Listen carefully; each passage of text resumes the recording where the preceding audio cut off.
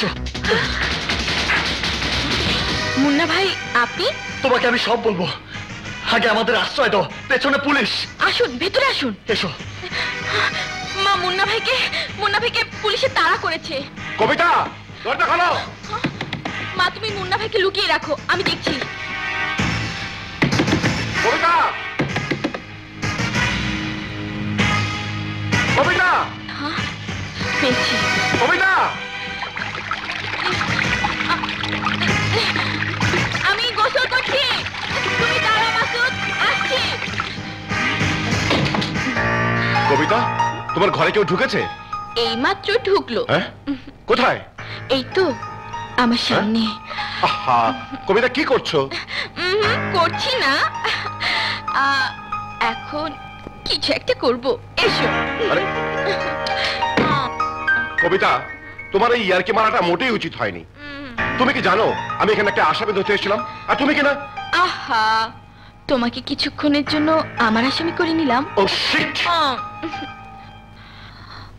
কবিতা, তোমাদের উপকারের কথা আমি কোনোদিন ভুলবো না। দেখুন স্যার, দেখুন, মুন্না আমার রেশমিকে কি নির্মম ভাবে খুন করেছে। আমি মুন্নার শাস্তি দেখতে চাই। যদি মুন্নাকে গ্রেফতার করে শাস্তি দিতে না পারেন, তাহলে মনে করব আপনি আপনার মায়ের পরকীয়া প্রেমের ফসল।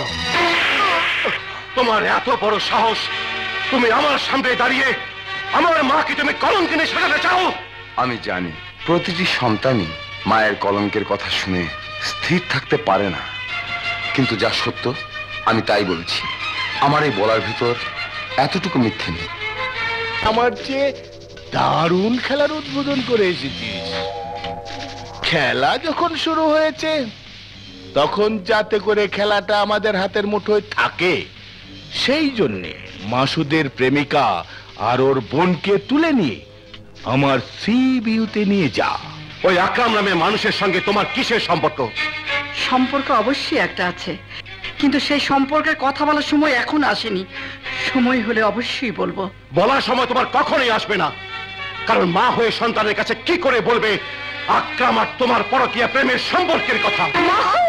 কি করে বলবে ওই পরকীয়া প্রেমের ফসল হলো মুন্না মাস্তান? আজ আমার ভাবতে কষ্ট হচ্ছে আমার মা কলঙ্কিনী। আমার ভাবতে কষ্ট হচ্ছে আমার মা মুখে সততার কথা বলে তার অসৎ পথের উপার্জন দিয়ে আমাকে বড় করেছে।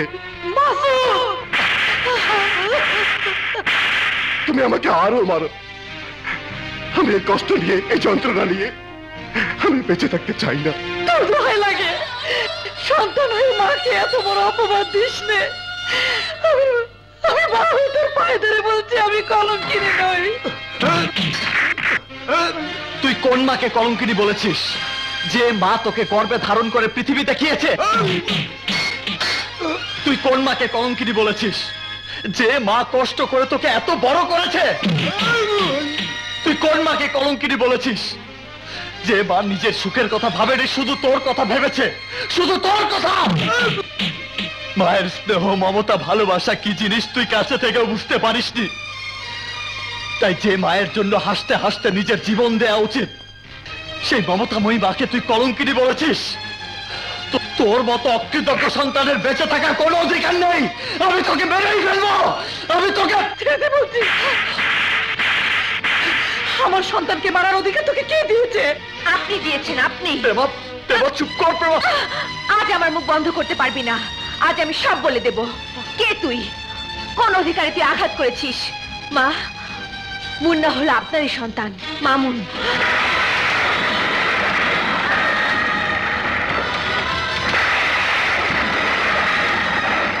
আপনার কসমের জন্য মুন্না আপনার সামনে তার নিজের পরিচয় দেয়নি, তাই এখনো জিজ্ঞেস করবেন কোন অধিকারে হাত তুলেছে? তুই দেখছি আমার চেয়ে বড় পাষাণ রে।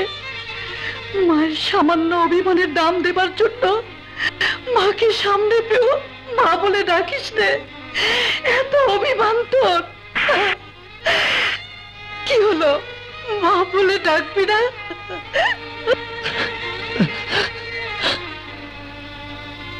মা, মামুন, আমার মামুন। সন্তানকে তো তোমার বুকে টেনে নিলে, তুমি আমাকে তোমার বুকে ঠাক দেবে না? মাসুদ, যার সাথে তুই আমার পরকীয়া সম্পর্কের কথা বলেছিলি, ওই তোদের সেই জন্মদাতা।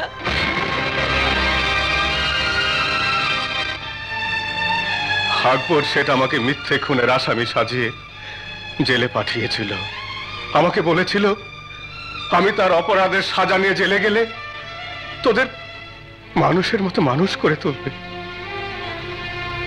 দারিদ্রতার অভাবের কারণে তোদের ভবিষ্যৎ গড়ার জন্যে, তোদের মায়ের জীবন বাঁচানোর জন্যে আমি খুন না করেও খুনি সেজে 12টি বছর জেল কেটে এসেছি। জেল থেকে বের হয়ে যখন আকবর শেঠের সাথে দেখা করতে যাই তোদের সন্ধান জানার জন্যে, তখন আকবর শেঠ আমাকে লাথি মেরে বের করে দেয়। আমি তখন বুঝতে পারলাম আকবর শেঠ আমার সাথে বেঈমানি করেছে। প্রতিশোধের নেশায় আমি জ্বলে উঠলাম। তারপর আজকের এই আকরামে পরিণত হলাম। বাবা, বাবা। হ্যালো, তোর মেয়ে এখন আমার কাছে। আকবর, যদি মেয়ের ইজ্জত আর জীবন বাঁচাতে চাস তাহলে সোজা একা আকবর শেঠ সি ভিউতে চলে আয়। আকবর! মাসুদ ভাই, মাসুদ ভাই, আকবর শেঠের ভাই রিটন আমাকে আঘাত করে আমার সামনে থেকে জোলাকে তুলে নিয়ে গেছে। কোথায় নিয়ে গেছে? আকবর শেঠ এইমাত্র টেলিফোনে এই কথাটাই আমাকে জানিয়েছে। আর সি ভিউতে আমাকে একা যেতে বলেছে। তুমি আর দেখা যাবে না, তোমার সাথে তোমার 2 সন্তানও যাবে।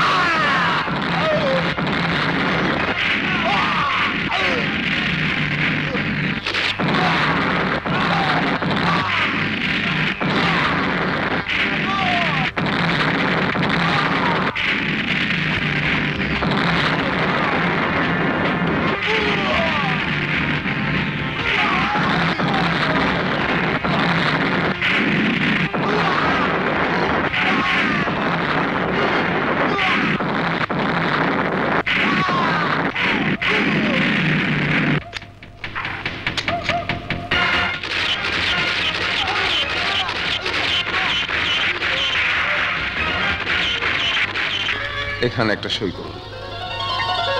এখানে, এই যে আপনিও একটা সই করুন। এখানে, হ্যাঁ, এখানে। ধন্যবাদ।